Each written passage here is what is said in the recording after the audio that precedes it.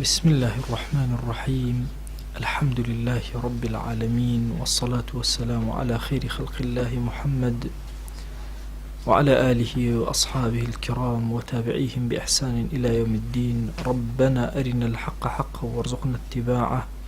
وأرنا الباطل باطلا وارزقنا اجتنابه. ربنا آتنا في الدنيا حسنة وفي الآخرة حسنة وقنا عذاب النار. برزان خوشويستان وعمل خدمة كتابي نيابي مختصر منهاج القاصدين لبشي مهلكات لكتاب غرورة، باسي خطري غرور ما كدو لسر إنسان كشان خطر إنسان توشي أو حالته بيو غرابي بكم الله عبادات وطاعاتي، يان غرابي برحمي خواه ويجوب قناها كاني ندى يكمين صنف كباس من كدو باسي علماء من كدو تما كان صنف كان أم حالتين ودروسة بعلماء عباد متصوفة أغنياء عابد كان عالم كان أوانيك بخوان الله صوفي لقل دولة من دكان يتر إمامي غزالي بالتفصيل يكي كباسي أنا كدرسي بيشو برق لباسي علماء باس من كرد وتما كان فرقية كان أوانيك مغرور هندي كان علوم الشرعية كان يعني ببهشي ورقرتو لذهن مشكي خوان دانا وبلان بهيشي وازي كردوي بياناك هيد جورة كردوي با أو علمنا كان كخواي قربي عطا كردون مغرور بون بيان وايكا مجرد علمك يعني باتنا وبهشتو فرقية تر هاتون علمشيان ورقرتو عملي ظاهريش أكن بلان ضلي خوان فراموش كردو فرقية تر أزانن يعني أخلاقي باطنة زور قرنق الإنسانة بلان بيان واي اوان لبر علمكيان خوا قد ابتلاء ناك ابوي كتوشي قناه بن لباطنة فرقيشي تركا جوان علميان ورقرتو درو ظاهر شان زورو باشي جيبا جي اكن خوان ارازين نو بالطاعات وبشوين ضليانا اقرين بلان لنا ناخي ضليانا زور فيلو كيدي شيطان ما وكبا في رويانا ادا وتوشي زور كيشيان اكا يعني زور كات بيان واي اگر خوان بوا دابنن جورق لكبر كان جورق لغروري كان وازن او خزمته بدين نزن بوي كخوان افوتين بوا فرقيه تلو فرقانا هل مسائل علمه سبحان الله توشي حالتك ابن بيان واي علمي جدل ومناقشه مشتك يعني لا اوان جدل ومناقشه اول واخرها مو علم كان علمي كلام طبعا جدل ومناقشه كنوع لنا علمي كلام يعني علمك قصي زورتيا أكره بوي بيوترا علمي كلام طبعا أو جارك لخزمتان عرزم كردوها أو عقيدة كبيوترا مثلا عقيدة السلف أو بيوته معتزلة أو بيوته أشاعرة حمو إلى باب علمي كلام جاء شو علمي كلام إنسان هو تصورنا يعني يكيكو شيخ الإسلام ابن تيمية كلواني كزور زوري نوسي ولا مثلا علمي كلامه زور زوري نوسي ولا علمي كلامه يعني علمي كلام بيمان وابي مثلا بلين والله اشتيكي مخصصة مثلا يا اشتيك باسي فلسفة بكان اوانية هر علمي جدلي برانبري تياو بيوت علمي كلام يعني ويستي برانبركة بشكيني جهمو اكتباني كالعقيدة نسراوة وبارزگاری لعقیده و اصل عقیده نوسا نخ خودی خوان عقیده بن حتی تصور که و عقیده نه استکل بردسیم علی کردستان اخیرن هیچ یان خودی عقیده نین هموی دان را و پارزگاری عقیده ایتر کسی به فکری اشاعره داینا و ایکه به معتزلی داینا و ایکه به قبلا او فکری سلفیت داینا و به هر شوازه بیل شوازه کان امانه مدارسن بو پارزگاری لشتیک نخ خوان عقیده اگر نه کتابك اخوانیتو مثلا نسرا و مكتب عقیده تو اخوانيت والله ما شرط كان لا اله الا الله اما ولاء وبراء مثلا اما اركان كان ايمان بمشي وازي اما نكاثوي كتو عقيده الطهابه كبشي اخوانيت لو تكسي لبريش كار عقيده دنا مزري عقيده شتيتره ما وقر في القلب وصدقه العمل او عقيده لدلها دام مزري ايمان بخوا لكردوار رنباتو اگر ام حالة النبو بيناوت العقيده خوي عقيدة وشكش للقرآن والسنة ناتو بإيمان هاتو يعني إيمان ما وقر في القلب وصدقه العمل يعني لدلا أتشسبيو كرد وكاني تو شهيدا لسري وصدقه العمل تصديقي أو من تشوزانم كابل لدلا شيء أجوزري والله كرد وكاني بشانم أداك شيء لدلا أجوزري أفرمي أم جماعته غراب بوا حتى لم جماعتي دو جرمان ئیمامی غەزالی فەرمووی جۆرێکان کە گومڕان جۆرێکان لەسەر ڕاستیشن ڕاستەکەن ئەوانەی کە دعوە بۆ سنەت ئەکەن دوورن لە بیدعەت لەو مەسائلانە ئیشێکی باشەکەن بەڵام مەغڕورە بن چونکە ئەبینن مەسەن دژمنەکانیان مەسەن ئەشکێنن بەرامبەرەکانیان ئەوە ئەکەن جۆرێک لەوەیان بۆ دروسە بێ غڕوریان بۆ دروسە بێ ئەفەرموێ اینجا پێیان وایە ئەوانەشی کە محقن پێیان وایە باشترین شت بریتێ لەچی لە ئەوە مەسەن علمی جیدال و ئەوانە کە بخوێندرێ ئەڵێن بەس بەوە نزیکە بیتەوە لە خوای تر هیچی تر نییە حتى ئەڵێن کاکە هیچ کەس دینەکەی دانامەزرێ هەتا وەکو تەواو مباحەثە نەکە لە عەقیدە بەدوای ئەو مەسائلە نەڕوە ئەتا دەلیلەکانی دەست نەکەوێ ئەوە کامل ئیمان نییە ئەو کەسە ئیلا بڕوا تەسەوور کە ئەفەرمێ مەزەنێکی فاسیدە ئەگەنا بڕوا بکەن پرسیارەکەن لە شێخ بن باس ئەڵێن بۆ ئێمە کتێبی عەقیدە ئەخوێنەوە ئیمانمان زیاد ناکە قسێکی معقولە خۆی کتێبی عەقیدە تۆ کە خوێنتەوە ئەبێ ئەوەندە بڕهانی تیابێ بۆ دڵی تۆ دڵێ بەهێزکە لە مەسەی ئیمان دەی تۆ بڕۆ هەزار کتێبی عەقیدە بخوێنەوە بزانن دڵە بەهێزە بێ نابێ هۆکارەکەی چییە یعنی بەس هۆکارەکەی ئەو سڕەیە کە عومەر ئەشقەر لە کتێبێکە ناملکەیەکە ئەو جوابەی داوەتەوە ئەوەیە کە عەقیدە لەگەڵ عەمەلا جیا کراوەتەوە ئێستا عەقیدە شتێکە کۆمەڵی کتێبە و عەمەل شتێکی ترە و ئەبێت تێکەڵ کرێتەوە تێکەڵ هەندێک کتێب لەو پێناوە ئیشیان کردووە محەممەد عەیاش دکتۆر محەممەد عەیاش قسەیەک ئەکات لە الإيمان بين القرآن ومناهج المتكلمين كتابه زور نابي رسالة دكتوراكيتي أفرمي زور دراسم كردووە ئەڵێ لە چەند شوێنێک پێشچاوم کەوتووەڵێ یەکێک لەو شوێنە پەیامەکانی نور کە هەوڵی داوە بابەتە ئاعتیقادیەکان لەگەڵ بابەتە عەمەلیەکانە تێکەڵکە ئەڵێ ئەکرێ بڵێن عەقیدەیەکی عەمەلیە عەقیدەیەکە ڕوانگەی عەقیدەکە لە ڕووی دامەزرانی یاسا عەقەدەیەکان نییە لە ڕووی دامەزرانی کردەوەیە اینجا بۆیش زانایانی کۆن دائیمە مەسەلەن کتێبێکی حیلیەت الئەولیایان زۆر باشتر لە کتێبی تر زانیوە بۆ چکەوتیان ئەمان جوڵێنە بۆ کردەوە یان مەسەن دیقەتەی ڕیاض الصالحینێک تۆ ئەخوێنیتەوە لە هەنی ئیمانیت ئیرتقاءەکە بەینەما کتێبێکی تر ئەخوێنیتەوە نایکە هۆکارەکەی چییە یعنی هۆکارەکەی ئەوە ئەو لایەنی کردەوەکەی گرتووە ئەتجوڵێنە بۆی کردەوەکەی هەرچی تۆی جوڵان بۆ کردەوە ئەوە هەستەکەی کە ئیمان چکە ماڵێن الإيمان يزيد وينقص يزيد بالطاعات وينقص بالمعاصي أو بشكل عقيدي يعني همو متفقين لسري أشاعرة متفقا أو السلفيات متفقين أجر خوام والله تيدا لكاتك باسي موافقي بين أشاعرة والسلفيات تاموكم طبعا أو عليك زور قورة هي يعني بيمان واي مثلا حتى جنجي مزور كات بي واي كسي أشعري بيت طاو خارج الدين أو يشتكوا أنا أجر موافقة كان سيركي السلفية اللي قال أشاعرية لسطها النو يكشت لسطها يك مخالفة هي لبيننا لسطها النوت نو يقصى كان يك منهج دانا يكشى أزبير كان تنها لسطها يك اختلاف يعني طبعا كافران إنشاتون إيش خوان كردوهاتون أو يكانيان بو زخ كردون تو بو مسلمان نتوان يك بكر هميشه جوانيا كان ما أشاعرينه هرچوان أمره مثلا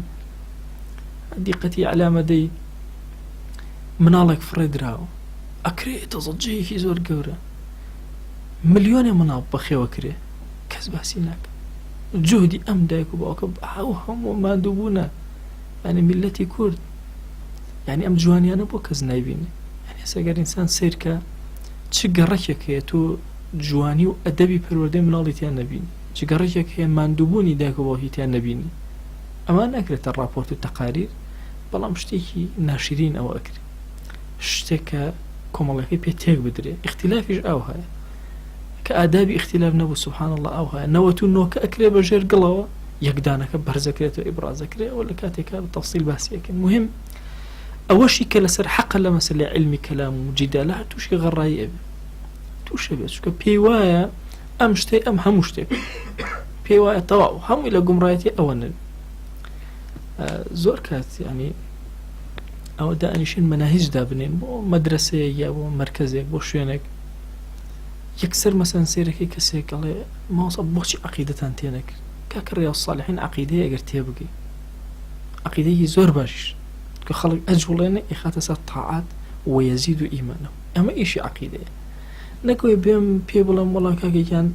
تەوحیدەکان 3 بەشە و هەندێک عولەما تا 20 بەشیش ئەڕواکردانەوە 20 بەشە و ئەمە بەشی یەکەم ئەمە بەشی دووەمە بەشی سێمە هیچ ئیسفادەی لێ ناکە. یان هەندێک کتێب هەبوون وەختی خۆی منهج بوون لە سەحوە ئیسلامە دوای لە منهجێتە دەرچوون یەکێک لەوانە وجود الله کتێب کۆمەڵە ئەمثیلەی جوان بوو لەسەر وجودی خوا خۆ وجودی خوا دەلیلی ناوێ بەڵام تەسکیرەیەکی بە قووەت بوو ئینسان هەستی ئەکرد بۆیە تۆ جارێ کتێبێکی علمی ئەخوێنیتەوە باسی وەسەمائی وەطاریق بۆ ئەکە لەم ڕۆژانە سێرمە کرد ئەو زانای هەیە عەبدولدائیم الکوحیل شتی جوان جوان ئەهێنێ هاتووە سەوتی ئەو هینە کە تەسجیل کراوە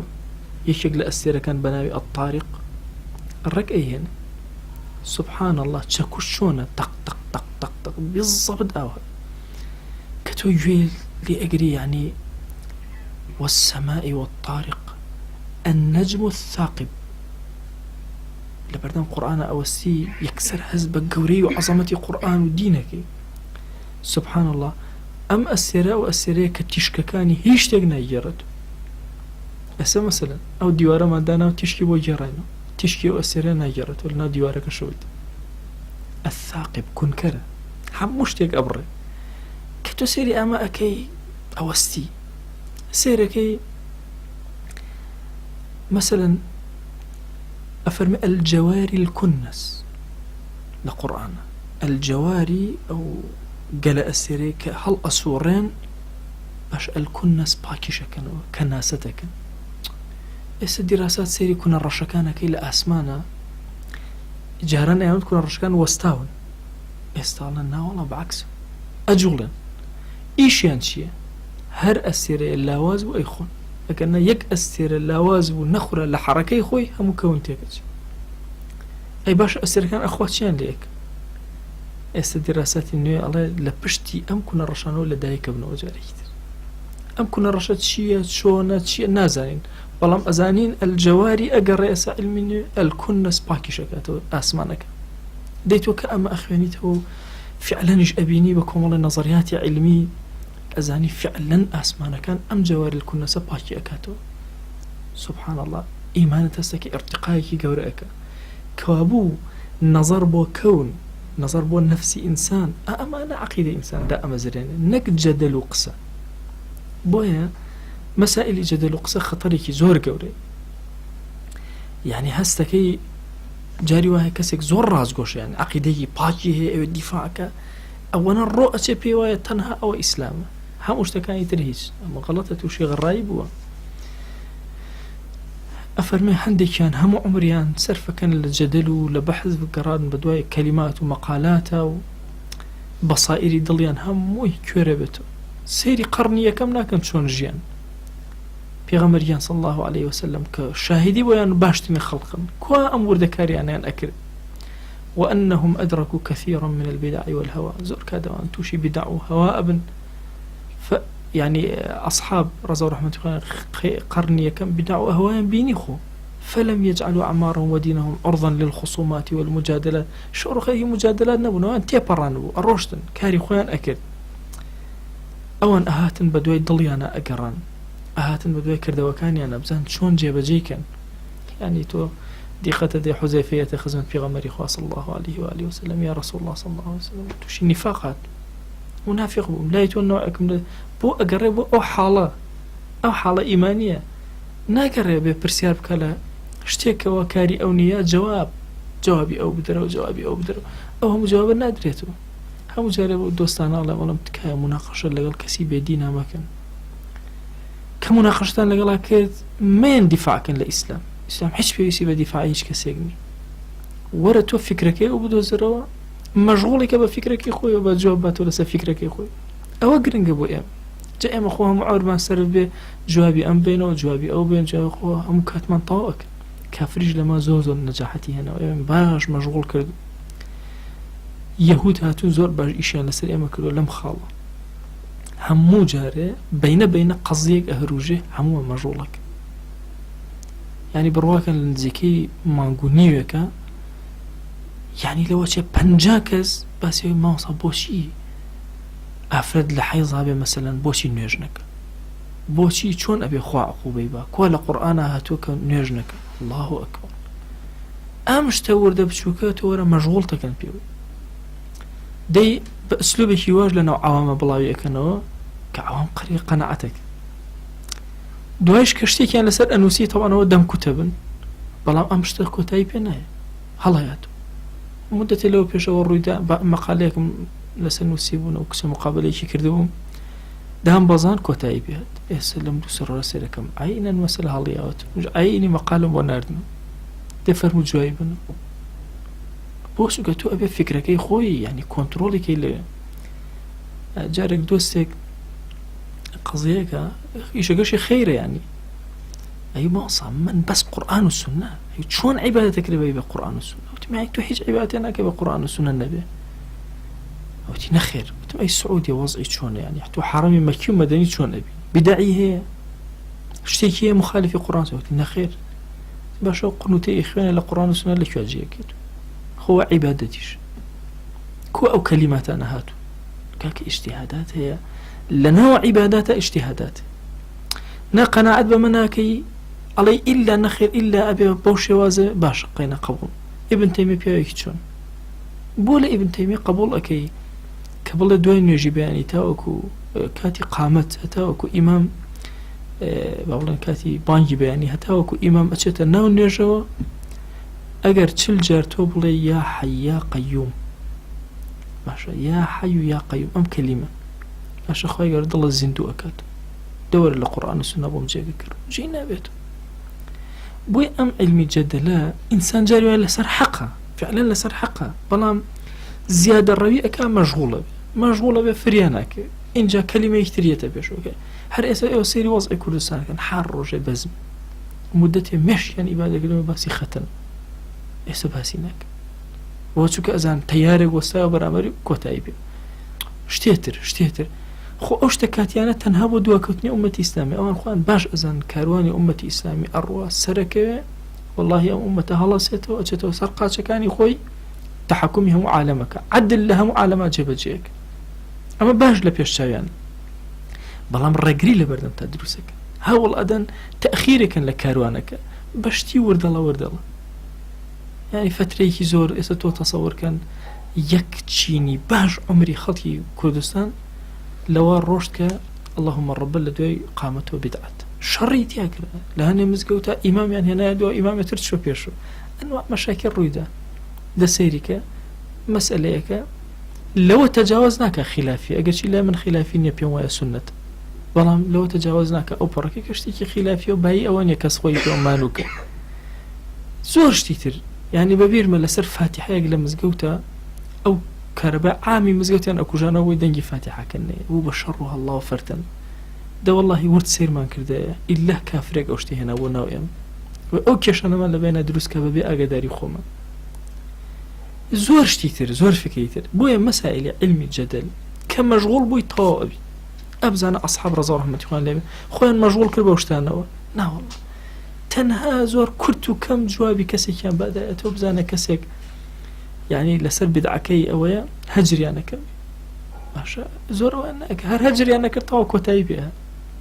هەر کەسێک کە خاوەنی بدعەتە موسڵمان ئەگەر هەجری کەن قسەی لەگەڵانەکەن بدعەکەی سەرەگرێ سەر ناگرێ ئێمە هەمومان گلەی ئەعلامەکەن وەنی ئەڵێن ئەعلام هێرشێکی ئەوەن و کافر ئەومان لێ باش ئەگەر ئێمە کەسمان تەلەڤیزیۆنمان نەبێ هەرچی کەناڵەدا ناخرێ داخر خەتەگەر لە ئێمەوەیە کە ئێمە ئەچین بەکاری ئێنین ئەویش بۆ مەهێنێت لەوە چێ من مڕادەکەشم باش بێ بەڵام بە باشی بەکارێنم بەڵام نە هەر سێرەکە لەم ماڵی توۆیە کەسێکی تر بە خراپ بەکارێنێ میوانێکت بە باش بەکاری نایێنێ ئەبێتە گرفت و کێش بۆیە هەر شتێک لەو شتانە ئەبێ ئەصحابە ئاسا یعنی سبحان الله ئەو هەموو مەشاکلانە دروست ئەبوو جیدالێک نییە مێژووی جیدالێک نیە لەناو سەحابەیان جەدەلێکی گەورەوە مەسەڵەن بڵێن وەڵا کاکە جیدالێکی ئەوکە نییە شتەکان زۆر بە سادەی حەل ئەبوون پێغەمبەریان صلی الله عليه وآله وسلم لە فەرمایشتێکە ئەفەرمێ ما ظل قوم قط بعد هدى إلا أوتوا الجدل هیچ قومێک نییە تووشی گومڕایی بن لە دوای هیدایەت إلا لە ڕووی جەدەلەوە توش بوون جۆرێک لە جەدەلیان وەرگرتووە دەی تووشی گومڕایی هاتوو ئەم فرقەیەکی زۆر خەتەر هەتا ڕۆژی قیامەتیش ئەو فێرقە هەرێمێنێ اختیرار يعني مغرور أبي بوشن كلماتك إزاني وجواب داني ويخلق عمري خوي عمري جواني بفيرو أدا بأوي بطاعتك جوان كخوي مشغولك بطاعته فرقي كتير العلماء توشي مسائلي نخوشي وعظ أبن مشغول أبن بس بوعظ كرني خلقه وخوان لبي رسيته بس خلق لها مشان خرابتر أو شينان كباسي أخلاقي نفسه صفات قلوب باسي خوف ورجاء وصبر وشكر وتوكل وزهد ويقين وإخلاص وترس الروح كان أفرمي بيان وياك أمانيان باس كرد إتر أم صفاتنا لما نهن وأمان زور أهلك نزهن ومغرور بن أو كسانا دعوة أكن ولا إخوة أخوان رأى كان لخو غزالي أفرمي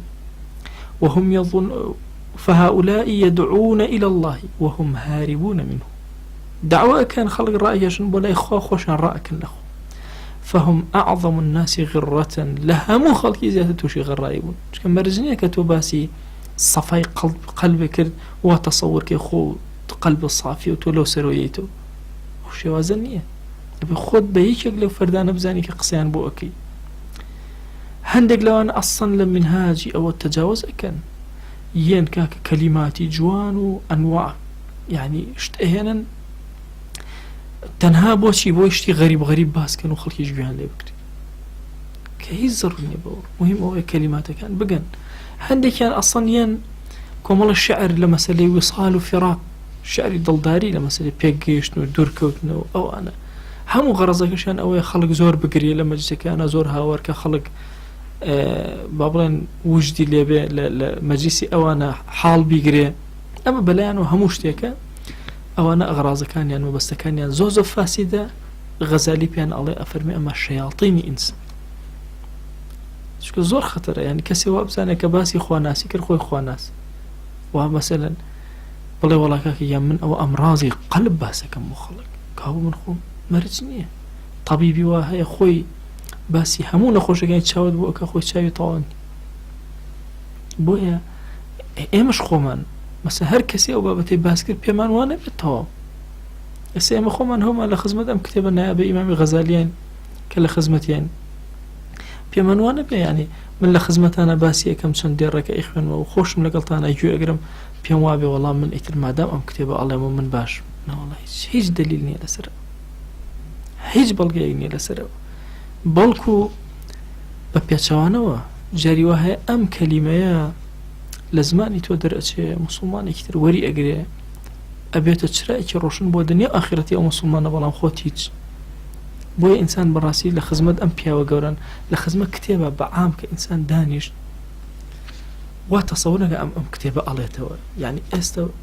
أبي أوا تصور كين هر همومان بيكوا أشينا خزمة إمام غزالي أقسم بوك أولا خزمة يعني إن جاء إنسان استفادك أقلنا من مثلا هندي مسائل الروحي كلمات إمام غزالي باسكم بيام وابي والله إثر من حج من يشوتو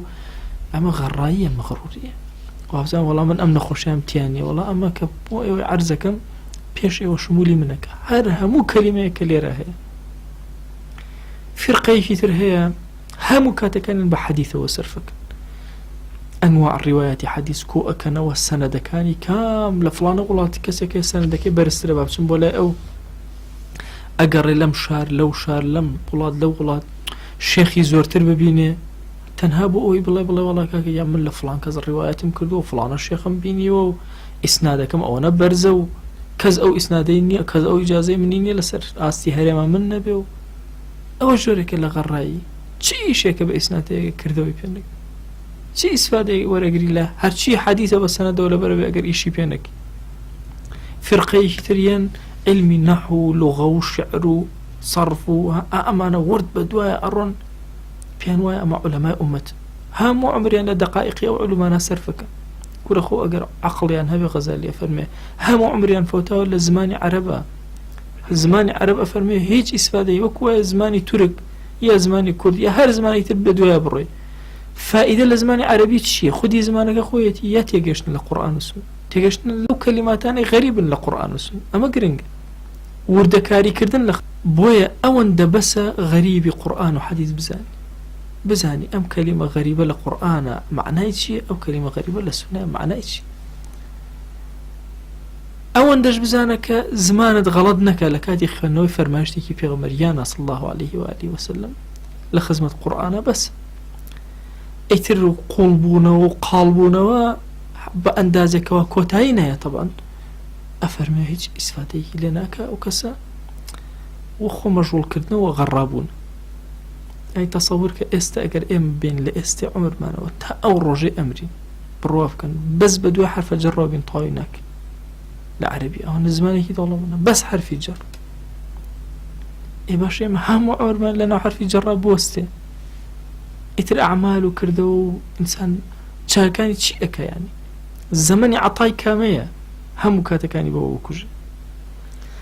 ئەفەرمێ هەر وەکو ئەمانە وایە هەندێک خەڵک هەموو عمری سەرفە بێ بەچی فی تەصحیحی مەخارج الحروف في القرآن یە بەس خەریکی ڕێککردنەوەی مەخرەجی حرفەکانە بێ ئەو حرفە مەخرەجەکەی ئەوێ ئاوە هەموو عمری لەوە سەرفەکە.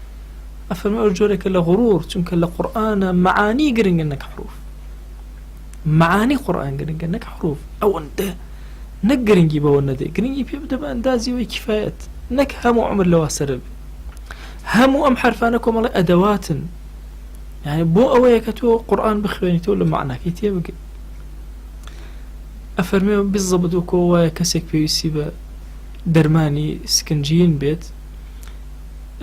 بۆ لابردنی زەردویی هەموو عمری خەریکی چی بێ گڵاسەکە تەرتیب بکە ئەوانە ڕێکی بکە ئەوانە جارێ دەرمانەکەی نەخواردێتەوە بەس چۆن تێیکا چۆن تەرتیبیکا چۆن تۆ بیخۆرە بزانێت چیە تاوەکو ئەو زەردویەکەت نەمێنێ. ئەفەرمێ ئەم مەغرورە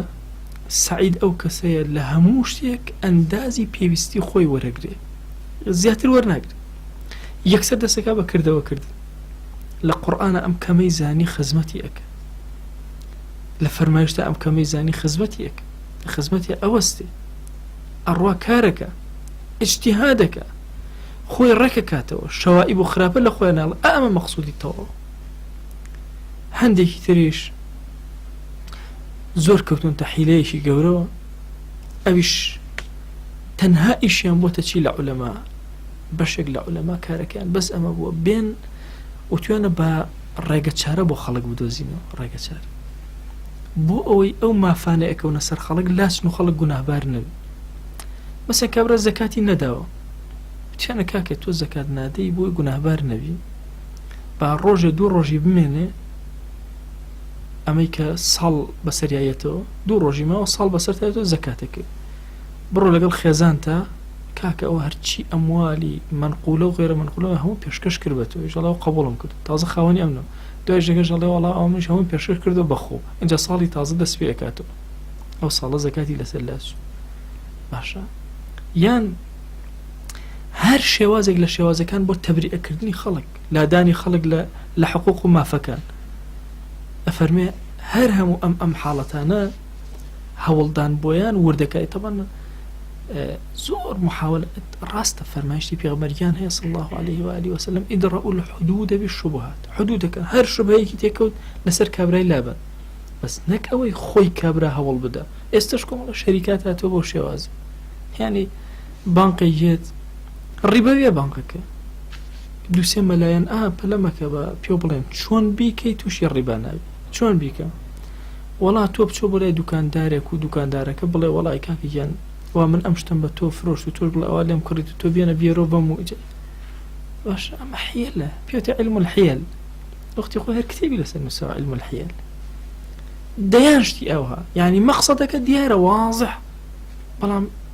کە لەبەرێ بدۆزمەوە بۆی خەڵکە گوناهبار نەبێت تۆ صحیحەکەی دین بگەیەنە ئیتر تۆ حەقت بەسەر ئەوە نەبێ بالضبط وەکو زەکاتەکە ئەوها. یان جارێک دۆستێکم زەکاتی دەرکردی بوو پیاوێکی دیندار و خواناسە کە زەکاتەکەی دەرکردە بوو چۆنی دەرکرد بوو دەفتەری قەرزەکانی هێناوە بەخوا فڵان کەس قەرزەکەم نایەتەوە ئەو کوژانمەوە ئەو کوژانمەوە هەمووی کوژانە بوو تی خۆماوەسا ئەم ساڵ پارەشم لەبەر دەسا نەبوو وەڵا دەفتەرەکە هەموو کوژانەوە کێ هینی ئەوەی دایتێ بکوژین تی چۆن کاکەوە کابرا فەقیرە زەکاتی پێشەیە کوژانەوە کێڵێ لەوە محتاجترنی خوا تۆی نەکردوەوەتە خاوەنی پارەکە کە ئەیدەی بە فەقیر خۆی خاوەنێتی إنما الصدقات للفقراء لا مكلام تمليكا اینجا وتم تۆ زانی هاتووی هەرچی قەرزی کوێری خۆتە زیندوت کردوێتەوە زەکاتێ بۆ خۆ ئیسفادەی لێ کردو نەک بۆ خەڵک ئەوە حیلەی شەرعی کردو تام پیاوێکی خوا ناسە خواڵ ناگرێت جاری دووهەم زەکاتەکەی دایەوە ئەگەرچی قەرزی ئەوانشی کوژان بۆ تەلەفۆنی بۆ کردبوون وتی کاکەوە لە ڕێی خۆیە دەخوا دڵم مرتاحانێ شەو خۆم لێ نەکەوتووە زەکاتەکانی هەموو دایەوە بەڵام تۆ تەسەور کە ئەم عیلمە پێ بڵێ وەڵا عیلم و ژیانی خۆتی تیا سەرف بکەیت و حیلە بۆ خەڵک بدۆزیتەوە ئەنواع حیل و فرت و فێڵ بدۆزیتەوە ئێمە بابەتێکمان هەیە یعنی حیلەی شەرعی کە یعنی تەفسیلاتی زۆر ئایا چۆن هەندێک جار کەسێک مەسەلەن لە مەسئلەیەک قوتاری ئەبێت ڕزگاری ئەبێت دەرەچ خۆ ئێمە مەجالات هەیە مەسەلەن ئێسێمە لە تەلاقە يعني علماء أفرمون كبرا مثلا بون طلاق أخوة لقل خزانية الله بمرجع حج ما فيك نكوي أو طلاق كوت وجنبي الله قبولهم كده يخزارا أم طلاق كوت ولا علماء أنا بلمك أجر أم أفرته كل حقوق كان يخوي نزاني طلاق هناك بو شنك لبابي خلعة بابتك من الخلع أبي لسرشتك معلوم بيت أبي عوضك أبي اشتكى معلوم بيت أما اشتكى معلوم نيه كابو طلاق هناك ماشا دان مسايتري أوان هنا وأما بيوتري الحيل المباحة هاتون شيك واقعيش أو هيا فعلا أما نايب الراكة لقضيك أي قضيك جيبك جاد أمدوش تزور جواز إنسان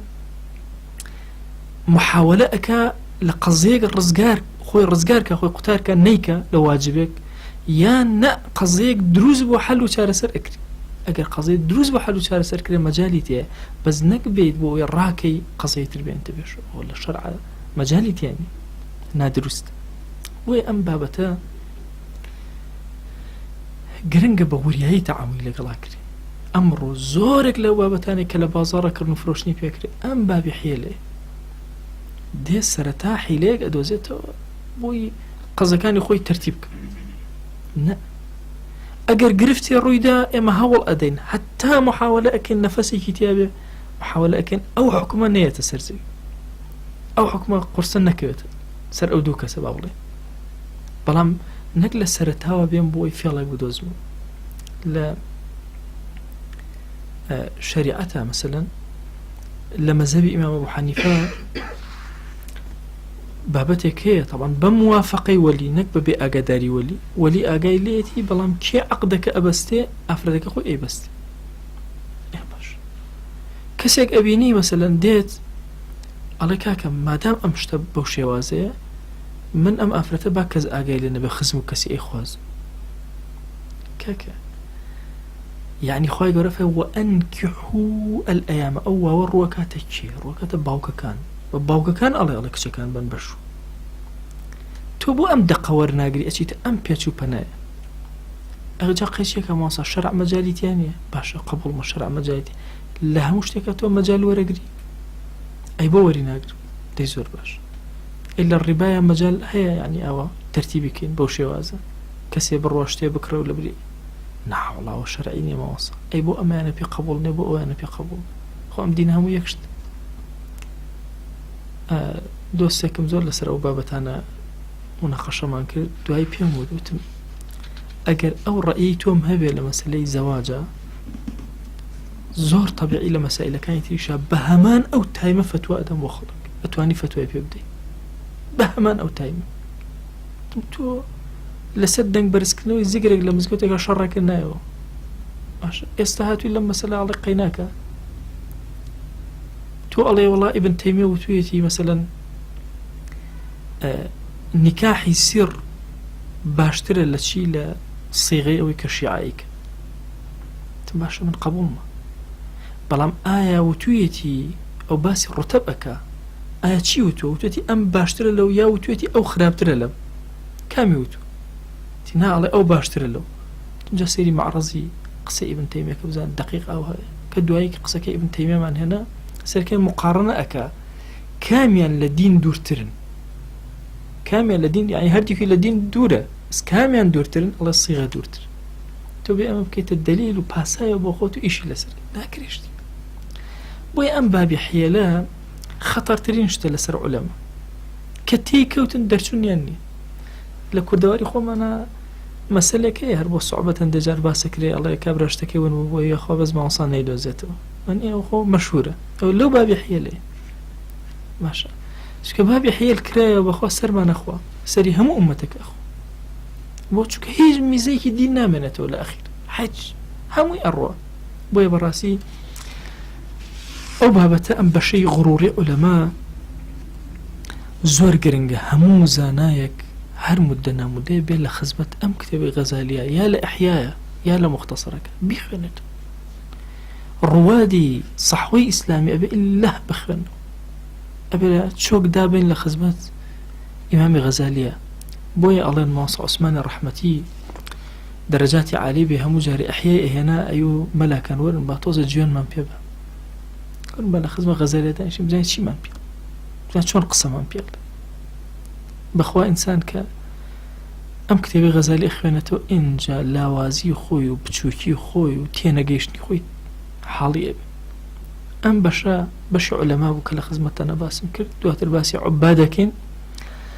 باسی متەسەویف و ئەغنیا ئەمان هەمووی مەغڕوورەکانن لە بەشی مهلیکات داوا ئەکەین ئەپاڕینەوە ئەلاڵینەوە ئەڵێن یا ڕەبی خۆیە داوالدی ئەکەین بە ناوی جوانت بە صیفەتی بەرزت بە ئیسمی عەظەمت یا ڕەبی خۆیە گیان پەنامان بدە لە غەڕایی یا ڕەبی خۆیە گیان داوالدی ئەکەین بە گەورەی خۆت گوناهانێ بە ئاشکرا کردومانە گوناهانێ بە پەنهان کردومانە عەفومان کە یا ڕەبی خۆیە کەم تەرخەیمان زۆر بووە لە عەبدایەتی توێە و لە نزیکی لە توێە یا ڕەبی خۆیە گیان بەزەی خۆت بەسەرمانە ببارێنە عەفومان کە لێمان خۆش بە کەڕەمی خۆت بەسەرمانە ببارێنە یا ڕەبی خۆیە گیان داوالدی ئەکەین ئارامی بخەرە دڵمانەوە ئارامی بخەرە ماڵمانەوە ئارامی بخەرە وڵاتمانەوە ئارامی بخەرە نیشتیمانمانەوە ئارامی بەسەر ئومەتی پێغمبەریانە صلی الله عليه و آله وسلم ببارێنە یا ڕەبی